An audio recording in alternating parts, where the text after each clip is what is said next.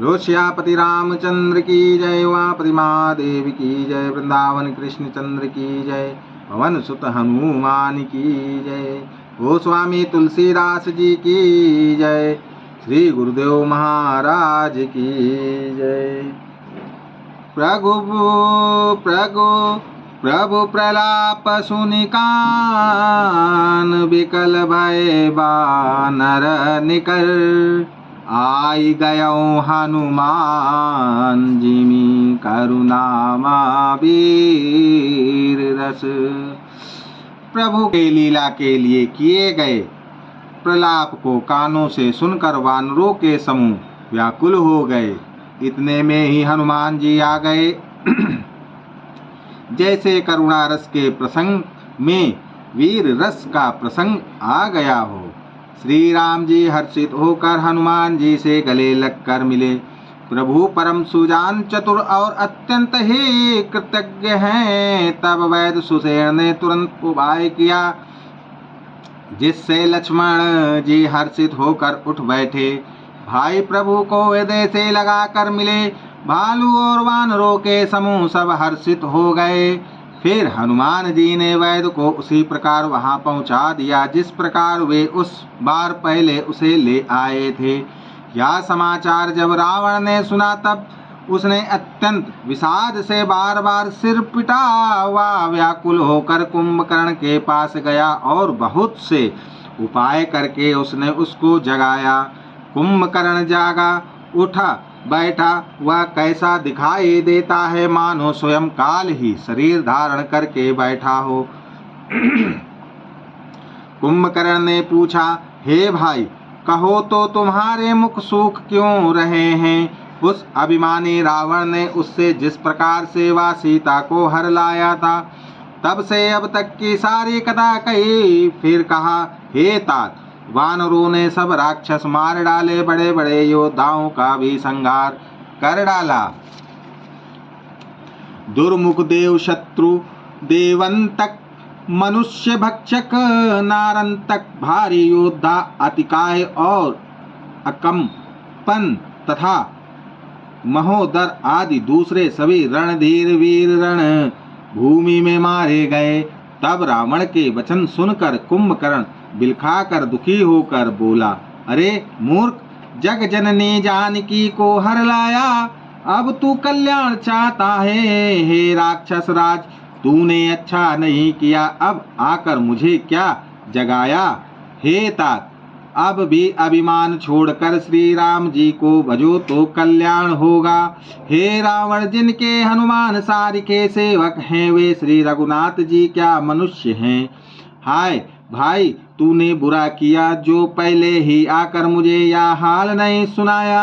हे स्वामी, तुमने उस पर देवता का विरोध किया जिसके शिव ब्रह्मा आदि देवता सेवक हैं।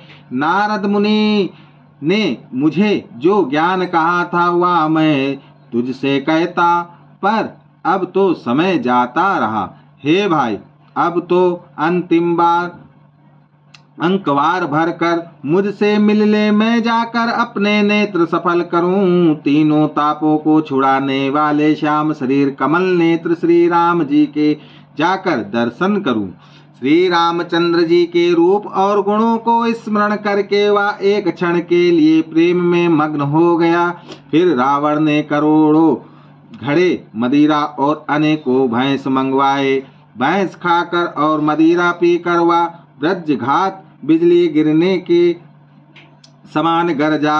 मद से चूर रण के उत्साह से पूर्ण कुंभकर्ण किला छोड़कर चला, सेना भी साथ नहीं ली। उसे देखकर विभीषण आगे आए और उसके चरणों पर गिरकर अपना नाम सुनाया। छोटे भाई को उठाकर उसने हृदय से लगा लिया और श्री रघुनाथ जी का भक्त जानकर वे उसके मन को प्रिय लगे। विभीषण ने कहा, हे तात, परम हितकर सलाह एवं विचार कहने पर रावण ने मुझे लात मारी। उसी ग्लानि के मारे मैं श्री रघुनाथ जी के पास चला आया। दीन देखकर प्रभु के मन को मैं बहुत प्रिय लगा। कुंभकर्ण ने कहा, हे पुत्र सुन, रावण तो काल के वश हो गया है, उसके सिर पर मृत्यु नाच रही है, वह क्या अब उत्तम शिक्षा मान सकता है। हे विभीषण तो धन्य है, धन्य है, धन्य है। हे तात तू राक्षस कुल का भूषण हो गया। हे भाई, तूने अपने कुल को दीप्यमान कर दिया, जो शोभा और सुख के समुद्र श्री राम जी को भजा। मन वचन और कर्म से कपट छोड़कर रणधीर श्री राम जी का भजन करना। हे भाई, मैं काल मृत्यु के वश हो गया हूँ, मुझे अपना पराया नहीं सूझता, इसीलिए अब तुम जाओ। भाई के वचन सुनकर विभीषण लौट गए और वह आए जहाँ त्रिलोकी के भूषण श्री राम जी थे। विभीषण ने कहा, हे नाथ, पर्वत के समान विशाल देह वाला रणधीर कुंभकर्ण आ रहा है।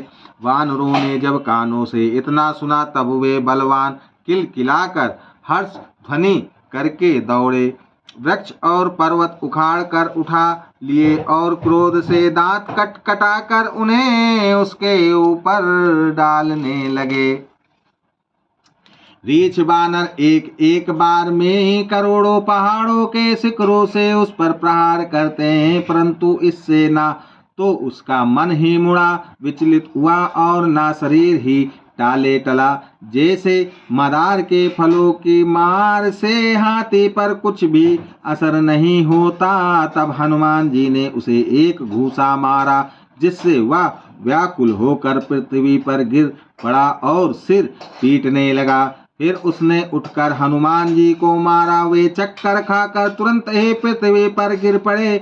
फिर उसने नल नील को पृथ्वी पर पछाड़ दिया और दूसरे योद्धाओं को भी जहां तहां पटक पटक कर डाल दिया।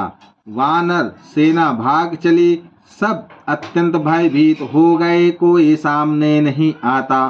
सुग्रीव समेत अंगदी वानरों को मूर्छित करके फिर वह अपरिमित बल की सीमा कुंभकर्ण वानरराज सुग्रीव को काख में दबाकर चला। शिव जी कहते हैं, हे उमा, श्री रघुनाथ जी के वैसे ही नर लीला कर रहे हैं, जैसे गरुण सर्पों के समूह में मिलकर खेलता हो, जो भौएं के इशारे मात्र से बिना परिश्रम के काल को भी खा जाता है, उसे कहीं ऐसी लड़ाई शोभा देती है। भगवान इसके द्वारा जगत को पवित्र करने वाली वह कीर्ति फैलाएंगे, जिसे गा गा कर मनुष्य भवसागर से तर जाएंगे। मूर्छा जाती रही, तब मारुति हनुमान जी जागे और फिर वे सुग्रीव को खोजने लगे। सुग्रीव की भी मूर्छा दूर हुई, तब वे मुर्दे से होकर खिसक गए, काख के नीचे गिर पड़े। कुंभकर्ण ने उनको मृतक जाना।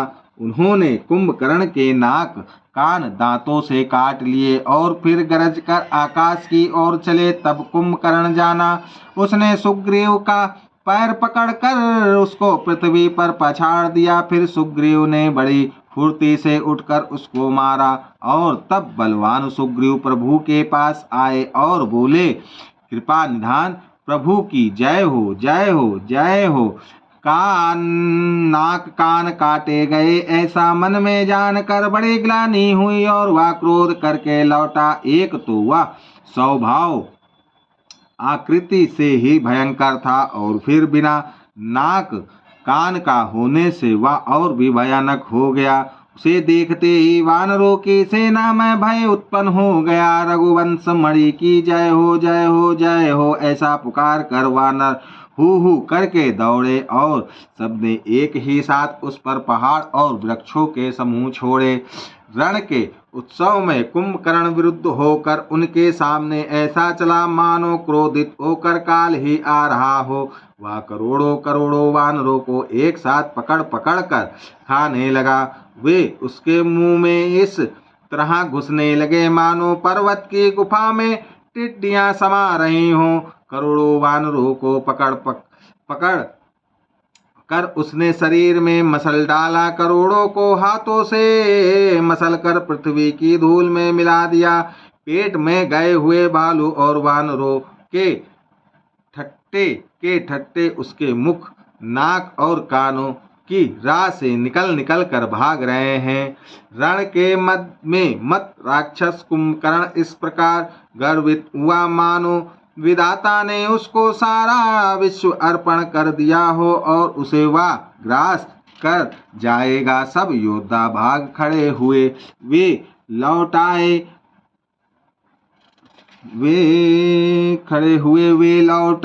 भी नहीं लौटते, आंखों से उन्हें सूझ नहीं पड़ता और पुकारने से सुनते नहीं। कुंभकर्ण ने वानर सेना को तितर बितर कर दिया। या सुनकर राक्षस सेना भी दौड़ी। श्री रामचंद्र जी ने देखा कि अपनी सेना व्याकुल है और शत्रु की नाना प्रकार की सेना आ गई है। तब कमल नयन श्री राम जी बोले, हे सुग्रीव, हे विभीषण और हे लक्ष्मण, सुनो, तुम सेना को संभालना, मैं इस दुष्ट के बल और सेना को देखता हूँ। हाथ में सड़ंग धनुष और कमर में तरकस सज कर श्री रघुनाथ जी शत्रु सेना को दलन करने चले। प्रभु ने पहले तो धनुष का टंकार किया, जिसकी भयानक आवाज सुनते ही शत्रु दल बहरा हो गया। फिर सत्य प्रतिज्ञ श्री राम जी ने 1,00,000 बाण छोड़े। वे ऐसे चले मानो पंख वाले काल सर्प चले हों। जहां तहां बहुत से बाण चले, जिनसे भयंकर राक्षस योद्धा का कटने लगे। उनके चरण, छाती, सिर और भुजदंड कट रहे हैं। बहुत से वीरों के 100 टुकड़े हो जाते हैं। घायल चक्कर खा कर पृथ्वी पर पड़ रहे हैं। उत्तम योद्धा भी संभल कर उठते और लड़ते हैं। बाण लगते ही वे मेघ की तरह गरजते हैं। बहुत से तो कठिन बाणों को देखकर ही भाग जाते हैं। बिना मुंड सिर के प्रचंड रुंड धड़ दौड़ रहे हैं और पकड़ो पकड़ो मारो मारो का शब्द करते हुए गा चिल्ला रहे हैं। प्रभु के बाणों ने क्षण भर में भयानक राक्षसों को काट कर रख दिया। फिर वे सब बाण लौटकर श्री रघुनाथ जी के तरकस में घुस गए। कुंभकर्ण ने मन में विचार कर देखा कि श्री राम जी ने क्षण भर में राक्षसी सेना का संहार कर डाला। तब वह महाबली वीर अत्यंत क्रोधित हुआ और उसने गंभीर सिंहनाद किया। वह क्रोध करके पर्वत उखाड़ लेता है और जहाँ भारी भारी वानर योद्धा होते हैं वहां डाल देता है। बड़े बड़े पर्वतों को आते देखकर प्रभु ने उनको बाणों से काट कर धूल में समान चूर चूर कर डाला। फिर श्री रघुनाथ जी ने क्रोध करके धनुष को तान कर बहुत से अत्यंत भयानक बाण छोड़े। वे बाण कुंभकर्ण के शरीर में घुसकर पीछे से इस प्रकार निकल जाते हैं कि उनका पता नहीं चलता। जैसे बिजलियां बादल में समा जाती हैं, उसके काले शरीर से रुधिर बहता हुआ ऐसी शोभा देता है मानो काजल के पर्वत से गेरू के ऐलाने बह रहे हों। उसे व्याकुल देख कर रीछ वानर दौड़े। वे ज्यों ही निकट आए त्यों ही वह हंसा और बड़ा घोर शब्द करके गरजा तथा करोड़ों करोड़ों वानरों को पकड़कर वह गजराज की तरह उन्हें पृथ्वी पर पटकने लगा और रावण की दुआएं देने लगा। या देखकर रीछ वानरों के झुंड ऐसे भागे जैसे भेड़ियों को देखकर भेड़ों के झुंड। शिव जी कहते हैं, हे भवानी, वानर भालू व्याकुल होकर अतरवाड़ी से पुकारते हुए भाग चले। वे कहने लगे, या राक्षस दुभिक्ष के समान है, जो अब वानर कुल रूपी देश में पड़ना चाहता है। हे कृपा रूपी जल के धारण करने वाले मेघ रूप श्री राम, हे खर के शत्रु, हे शरणागत के दुख हरने वाले, रक्षा कीजिए रक्षा कीजिए। करुणा भरे वचन सुनते ही भगवान धनुष बाण सुधार कर चले। महाबलशाली श्री राम जी ने सेना को अपने पीछे कर लिया और वे अकेले क्रोध पूर्वक चले आगे बढ़े। उन्होंने धनुष को खींचकर 100 बाण संधान किए। बाण छूटे और उसके शरीर में समा गए। बाणों के लगते ही वह क्रोध में भयंकर दौड़ा। उसके दौड़ने से पर्वत डगमगाने लगे और पृथ्वी हिलने लगी। उसने एक पर्वत उखाड़ लिया। रघुकुल तिलक श्री राम जी ने उसकी वह भुजा ही काट दी। तब वह बाएं हाथ से पर्वत को लेकर दौड़ा। प्रभु ने उसकी वह भुजा भी काट कर पृथ्वी पर गिरा दी। भुजाओं के कट जाने पर वह दुष्ट कैसी शोभा पाने लगा, जैसे बिना पंख का मंदराचल पहाड़ हो। उसने उग्र दृष्टि से प्रभु को देखा, मानो तीनों लोगों को निगल जाना चाहता हो। वह बड़े जोर से चिघाड़ करके मुंह फैला कर दौड़ा। आकाश में सिद्ध और देवता डर कर आहा हा हा हा इस प्रकार पुकारने लगे। करुणा निदान भगवान ने देवताओं को भयभीत जाना। तब उन्होंने धनुष को कान तक तान कर राक्षस के मुख को बाणों के समूह से भर दिया, तो भी वह महाबली पृथ्वी पर ना गिरा। मुख में बाण भरे हुए वह प्रभु के सामने दौड़ा, मानो काल रूपी सजीव तरकस ही आ रहा हो। तब प्रभु ने क्रोध करके तीक्ष्ण बाण लिया और उसके सिर को धड़ से अलग कर दिया। वह सिर रावण के आगे जा गिरा। उसे देखकर रावण ऐसा व्याकुल हुआ, जैसे मणि के छूट जाने पर सर्प कुंभकर्ण का प्रचंड धड़ दौड़ा, जिससे पृथ्वी धसी जाती थी। तब प्रभु ने काट कर उसके 2 टुकड़े कर दिए। वानर भालू और निशाचरों को अपने नीचे दबाते हुए वे दोनों टुकड़े पृथ्वी पर ऐसे पड़े जैसे आकाश से 2 पहाड़ गिरे हों। उसका तेज प्रभु श्री रामचंद्र जी के मुख में समा गया। यह देखकर देवता और मुनि सभी ने आश्चर्य माना। देवता नंगाड़े बजाते हर्षित होते और स्तुति करते हुए बहुत से फूल बरसा रहे हैं। विनती करके सब देवता चले गए। उसी समय देव ऋषि नारद आए। आकाश के ऊपर से उन्होंने श्री हरि के सुंदर वीर सर युक्त गुण समूह का गान किया, जो प्रभु के मन को बहुत ही भाया। मुनि यह कहकर चले गए कि अब दुष्ट रावण को शीघ्र मारिए। उस समय श्री रामचंद्र जी ने रणभूमि में आकर अत्यंत सुशोभित हुए। अतुलनीय बल वाले कौशलपति श्री रघुनाथ जी रणभूमि में शोभित है। मुख पर पसीने की बूंदें हैं। कमल के समान नेत्र कुछ लाल हो रहे हैं। शरीर पर रक्त के कण हैं। दोनों हाथों से धनुष बाण फिरा रहे हैं। चारों ओर रीछ वानर शोभित है। तुलसीदास जी कहते हैं कि प्रभु की इस छवि का वर्णन शेष जी भी नहीं कर सकते, जिनके बहुत से 1000 मुख हैं। शिव जी कहते हैं, हे गिरिजे, कुंभकर्ण जो नीच राक्षस और पाप की खान था, उसे भी श्री राम जी ने अपना परम धाम दे दिया। अतः वे मनुष्य निश्चय ही मंद बुद्धि हैं, जो उन श्री राम जी को नहीं भजते।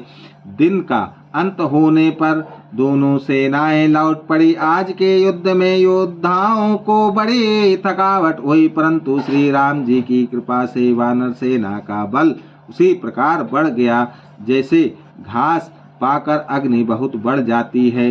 इधर राक्षस दिन रात इस प्रकार घटते जा रहे हैं, जिस प्रकार अपने ही मुख से कहने पर पुण्य घट जाते हैं। रावण बहुत विलाप कर रहा है। बार बार भाई कुंभकर्ण का सिर कलेजे से लगाता है। स्त्रियां उसके बड़े भारी तेज और बल को बखान करके हाथों से छाती पीट पीट कर रो रहे हैं।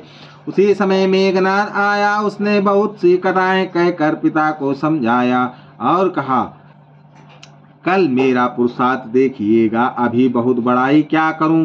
हे तात, मैंने अपने इष्ट देव से जो बल और रथ पाया था, वह बल और रथ अब तक आपको नहीं दिखलाया था। इस प्रकार डींग मारते हुए सवेरा हो गया। लंका के चारों दरवाजों पर बहुत से वानर आ डटे। इधर काल के समान वीर वानर भालू हैं और उधर अत्यंत रणधीर राक्षस। दोनों ओर के योद्धा अपनी अपनी जय के लिए लड़ रहे हैं। हे गरुड़, उनके युद्ध का वर्णन नहीं किया जा सकता। मेघनाद उसी पूर्वोक्त सा मायामय रथ पर चढ़कर आकाश में चला गया और अट्टहास करके गरजा, जिससे वानरों की सेना में भय छा गया। वह शक्तिशूल लतवार, कृपाण आदि अस्त्र शस्त्र एवं ब्रज आदि बहुत से आयुध चलाने तथा फरसे से परित पत्थर आदि डालने और बहुत से बाणों की वृष्टि करने लगा। आकाश में दसों दिशाओं में बाण छा गए, मानो मधा नक्षत्र के बादलों ने झाड़ी लगा दी हो। पकड़ो पकड़ो मारो ये शब्द कानों से सुनाई पड़ते हैं, पर जो मार रहा है उसे कोई नहीं जान पाता। पर्वत और वृक्षों को लेकर वानर आकाश में दौड़ कर जाते हैं, पर उसे देख नहीं पाते। इससे दुखी होकर लौट आते हैं। मेघनाद ने माया के बल से अटपटी घाटियों, रास्तों और पर्वतों, कंदराओं को बाणों के पिंजरे बना दिए, बाणों से छा दिया। अब कहा जाए यह सोचकर रास्ता ना पाकर वानर व्याकुल हो गए, मानो पर्वत इंद्र की कैद में पड़े हो। मेघनाद ने मारुति, हनुमान, अंगद, नल और नील आदि सभी बलवानों को व्याकुल कर दिया। फिर उसने लक्ष्मण जी, सुग्रीव और विभीषण को बाणों से मारकर उनके शरीरों को चलनी कर दिया। फिर वह श्री रघुनाथ जी से लड़ने लगा। वह जो बाण छोड़ता है वे साफ होकर लगते हैं, जो स्वतंत्र अनंत एक अखंड और निर्विकार है। वे खर के शत्रु श्री राम जी लीला से नागपाश के वश में हो गए, उससे बन गए। श्री राम जी ने सदा स्वतंत्र एक आदित्य भगवान हैं। वे नट की तरह अनेकों प्रकार के दिखावटी चरित्र करते हैं। रण की शोभा के लिए प्रभु ने अपने को नागपाश में बना लिया, किंतु उससे देवताओं को बड़ा भय हुआ। शिव जी कहते हैं, हे गिरिजे, जिनका नाम जप कर मुनि भव जन्म मृत्यु की फांसी को काट डालते हैं, वे सर्वव्यापक और विश्व निवास, विश्व के आधार प्रभु कहीं बंधन में आ सकते हैं। हे भवानी, श्री राम जी की इन सगुण लीलाओं के विषय में बुद्धि और वाणी के बल से तर्क निर्णय नहीं किया जा सकता। ऐसा विचार कर जो तत्वज्ञानी और विरक्त पुरुष हैं, वे सब तर्क शंका छोड़कर श्री राम जी का भजन ही करते हैं। मेघनाद ने सेना को व्याकुल कर दिया। फिर वह प्रकट हो गया और दुर्वचन कहने लगा। इस पर जामवन ने कहा, अरे दुष्ट, खड़ा रह। यह सुनकर उसे बड़ा क्रोध बढ़ा। अरे मूर्ख, मैंने बूढ़ा जानकर तुझको छोड़ दिया था। अरे अधम, अब तू मुझी को ललकारने लगा है। ऐसा कहकर उसने चमकता हुआ त्रिशूल चलाया। जामुवन उसी त्रिशूल को हाथ से पकड़ कर दौड़ा और उसे मेघनाद की छाती पर दे मारा। वह देवताओं का शत्रु चक्कर खाकर पृथ्वी पर गिर पड़ा। जामवन ने क्रोध में भरकर पैर पकड़कर उसको घुमाया और पृथ्वी पर पटक कर उसे अपना बल दिखलाया, किंतु वरदान के प्रताप से वह मारे नहीं मरता। तब जामवन ने उसका पैर पकड़कर उसे लंका पर फेंक दिया। इधर देव ऋषि नारद जी ने गरुण को भेजा। वे तुरंत ही श्री राम जी के पास आ पहुँचे। पक्षीराज गरुण जी सब माया सर्पों के समूह को पकड़ कर खा गए। तब सब वानरों के झुंड माया से रहित होकर हर्षित हुए। पर्वत, वृक्ष, पत्थर और नख धारण किए वानर क्रोधित होकर दौड़े। निशाचर विशेष व्याकुल होकर भाग चले और भागकर किले पर चढ़ गए। मेघनाद की मूर्छा छूटी। तब पिता को देखकर उसे बड़ा शर्म लगी। वे अजय होने को यज्ञ करूं, ऐसा मन में निश्चय करके वह तुरंत श्रेष्ठ पर्वत की गुफा में चला गया। यहाँ विभीषण ने यह सलाह विचारी और श्री रामचंद्र जी से कहा, हे अतुलनीय बलवान उदार प्रभु, देवताओं को सताने वाला दुष्ट मायावी मेघनाद अपवित्र यज्ञ कर रहा है। हे प्रभु, यदि वह यज्ञ सिद्ध हो पाएगा तो हे नाथ फिर मेघनाद जल्दी जीता ना जा सकेगा। यह सुनकर श्री रामचंद्र जी ने बहुत सुख माना और अंगाद दी बहुत से वानरों को बुलाया और कहा, हे भाइयों सब लोग लक्ष्मण के साथ जाओ और जाकर यज्ञ को विध्वंस करो। हे लक्ष्मण संग्राम में तुम उसे मारना, देवताओं को भयभीत देखकर मुझे बड़ा दुख है। हे भाई सुनो, उसको ऐसे बल और बुद्धि के उपाय से मारना जिससे निशाचर का नाश हो। हे जामवन, सुग्रीव और विभीषण, तुम तीनों जने सेना समेत इनके साथ रहना। इस प्रकार जब श्री रघुवीर ने आज्ञा दी तब कमर में तरकस कसकर और धनुष सजाकर चढ़ाकर रणधीर लक्ष्मण जी प्रभु के प्रताप के हृदय में धारण करके मेघ के समान गंभीर वाणी बोले, यदि मैं आज उसे बिना मारे आऊं तो श्री रघुनाथ जी का सेवक न कहलाऊं।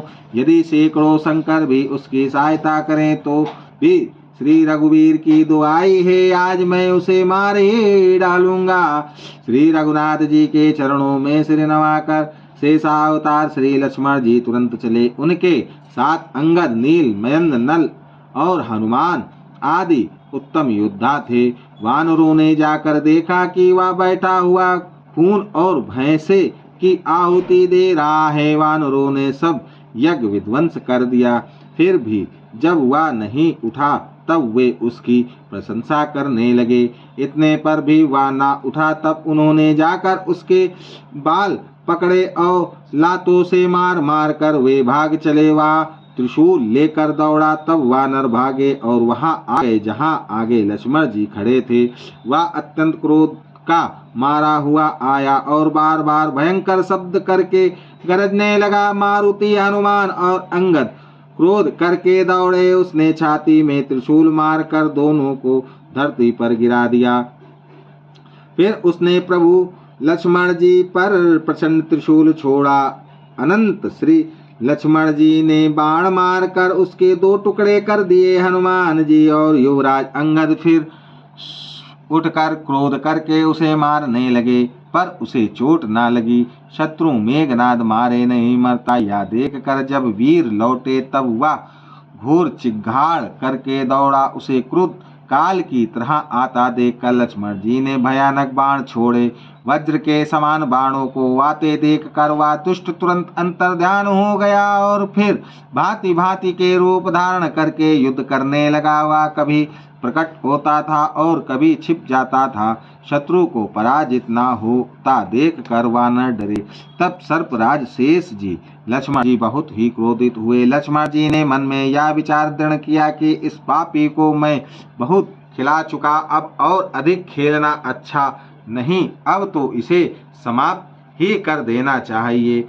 कौशलपति श्री राम जी के प्रताप का स्मरण करके लक्ष्मण जी वीरोचित दर्प करके बाण का संधान किया। बाण छोड़ते ही उसकी छाती के बीच में लगा। मरते समय उसने सब कपट त्याग दिया। राम के छोटे भाई लक्ष्मण कहाँ हैं, राम कहाँ हैं, ऐसा कहकर उसने प्राण छोड़ दिए। अंगद और हनुमान कहने लगे, तेरी माता धन्य है जो तू लक्ष्मण जी के हाथों मरा और मरते समय श्री राम लक्ष्मण को स्मरण करके तूने उनके नामों का उच्चारण किया। हनुमान जी ने उसको बिना ही परिश्रम के उठा लिया और लंका के दरवाजे पर रखकर वे लौट आए। उसका मरना सुनकर देवता और गंधर्व आदि सब विमानों पर चढ़कर आकाश में आए।